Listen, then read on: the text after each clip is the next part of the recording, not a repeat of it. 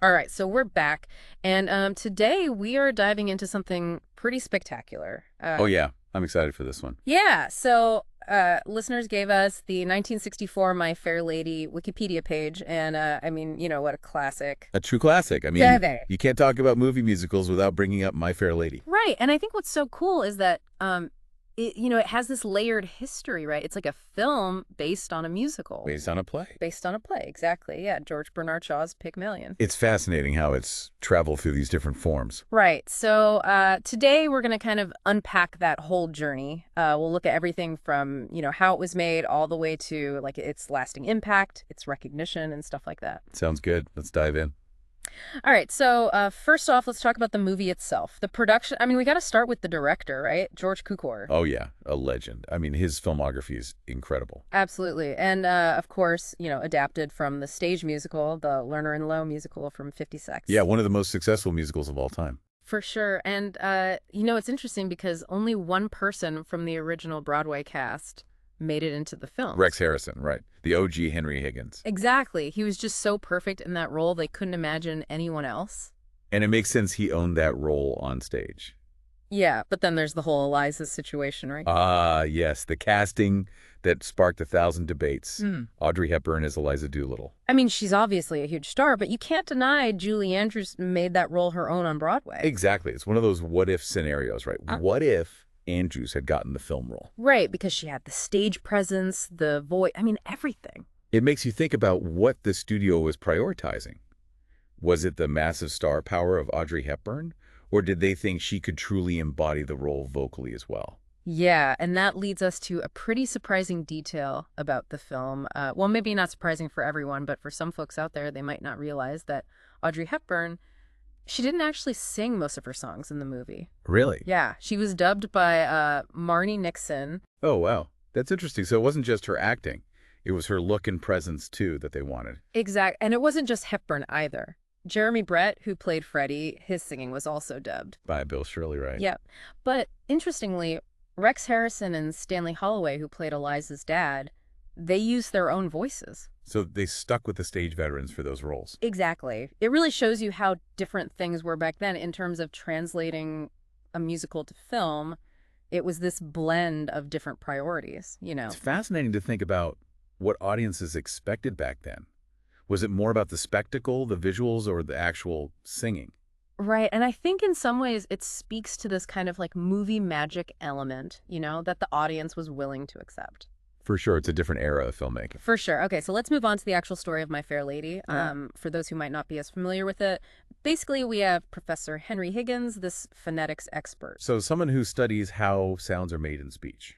Yeah, exactly. He's obsessed with accents and dialects, and he makes this bet with Colonel Pickering that he can transform Eliza Doolittle, this Cockney flower girl, into a high society lady. The classic Pygmalion story, right? Sculpting someone into something new. Exactly. And Eliza's journey is really at the heart of the film. She goes through this intensive training, not just learning how to speak properly, but also how to behave in upper class society. It's a story about transformation, but also about social mobility, right? How language and manners can open doors. Absolutely. And of course, she has some hiccups along the way. Ah, yes. The Ascot races scene. That's a memorable one. Oh, yeah, a total disaster. But ultimately, she succeeds. She wows everyone with her new refined self at the embassy ball. But of course, the story doesn't just end there. It gets much deeper than just her succeeding in this social experiment. Right, because she realizes she's become more than just the subject of Higgins' bet. She's grown as a person. She has feelings. And she starts to feel used, unappreciated, just a pawn in his game. Exactly. And that leads to her big decision to leave Higgins's house to find her own independence. That's such a pivotal moment in the film when she realizes she needs to define herself on her own terms. And it's so poignant because she even tries to go back to her old life, but she doesn't fit in there anymore either. She's caught between two worlds in a way. Yeah, and in the end, she does return to Higgins, but it leaves the audience wondering what their future holds. What is this complicated relationship going to be like now? It's not a neat and tidy ending. It leaves you with a lot to think about. Totally. Okay, so let's talk about the recognition My Fair Lady received. I mean, the accolades are just insane.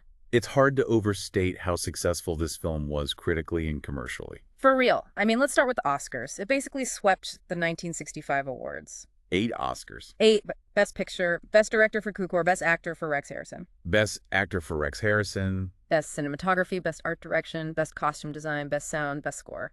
I mean, it's crazy. It just dominated. It was a phenomenon. It really captured the zeitgeist. Yeah, and it wasn't just the Oscars. It won big at the Golden Globes, too. Best Motion Picture Comedy or Musical Best Director again for Cukor and Best Actor for Harrison. It just kept winning. And it wasn't just an American thing either. It won the BAFTA for Best Film. International recognition. And even the Italian David Di Donatello Awards gave it 3 awards. Which is interesting because, with the Italian dubbing and all that. Yeah, we'll get to that in a bit. But it shows how this film resonated across culture. Totally. And, the list goes on, right? The New York Film Critics Circle gave it Best Film and Best Actor.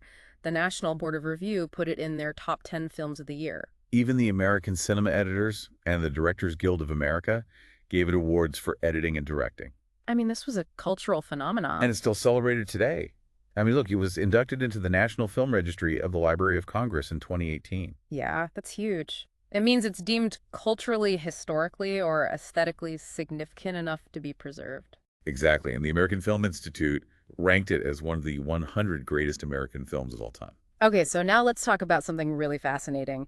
The challenges of adapting this film for different languages, and specifically the Italian dubbing of My Fair Lady, is a really interesting case study. It's a great example of how complex this process can be. The biggest hurdle was figuring out how to translate Eliza's Cockney dialect into Italian. Right, because Cockney is so specific to London, so tied to its working class culture. Exactly. It's not just about finding word-for-word equivalents. It's about capturing the social and linguistic nuances. So how do they even approach it? Well, the solution they came up with was really clever. They decided to use a mix of regional Italian accents to represent Eliza's original speech. So instead of trying to find a direct equivalent for Cockney, they used a variety of Italian dialects that were also associated with lower social classes. Exactly. They used bits of Bruzzese, Pugliese, Neapolitan, even Romanesco. So the idea was to create a similar impression of someone speaking in a non-standard way. Yeah, to mirror the effect that Cockney has on an English-speaking audience. That's really cool. So are there any specific examples from the Italian dialogue that illustrate this? Yeah, the Wikipedia page mentions the line, "A comando comprei fiori a una povera ragazza," as an example of this mix of regional inflections. And it's meant to sound unrefined in comparison to standard Italian. So they're not just translating the words, they're translating the social context as well. Exactly. And then there's the famous line, "The rain in Spain stays mainly in the plain." Oh, yeah, the iconic one. Well, for the Italian dub, they translated it as "La rana in Spagna gracida in campagna." Wait, what does that mean? It means the frog in Spain croaks in the countryside. Oh, wow, that's so different. Yeah, it is. And it's become a famous tongue twister in Italy. But it completely loses the original meaning about the weather and the geography. Right. The Italian version focuses more on the repetition of sounds, the A sound, which is something Higgins is working with Eliza on, but it sacrifices the original context. It's fascinating how they had to make those choices. Sometimes they prioritize the sound over the literal meaning. And it shows how challenging it can be to adapt something so culturally specific. You have to find creative solutions. For sure. And it's worth mentioning the people who were responsible for this Italian dubbing. Yeah, the musical direction, lyrics, and chorus supervision were all done by a team of talented individuals. Alberto Brandi, Vito Pallavicini, Antonio Amori, and Pietro Carapellucci. It really highlights the collaborative effort involved in something like this. Absolutely. Okay, so to sum up our deep dive into My Fair Lady, we've explored its journey from stage to screen, the casting decisions, the use of vocal dubbing. We talked about the themes of social transformation and the complexities of Eliza and Higgins' relationship.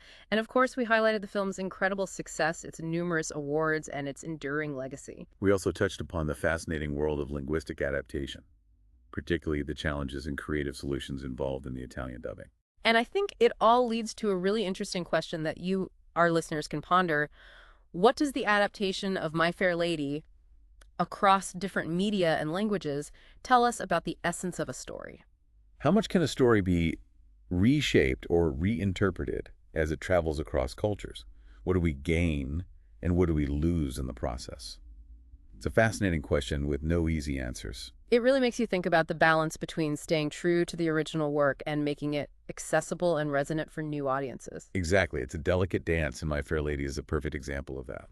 All right, well, that wraps up our deep dive into My Fair Lady. Thanks for joining us on this journey. It's been a pleasure exploring this classic film with you.